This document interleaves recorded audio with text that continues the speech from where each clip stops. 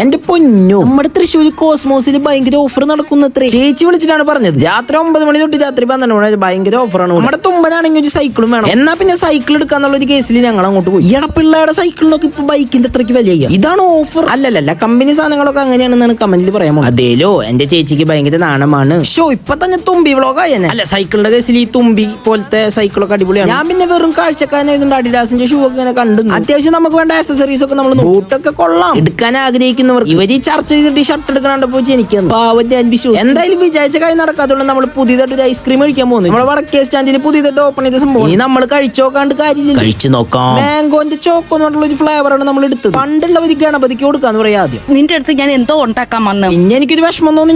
ഞാൻ പറ്റിച്ചേന്ന് പറയണതിന് മുന്നേ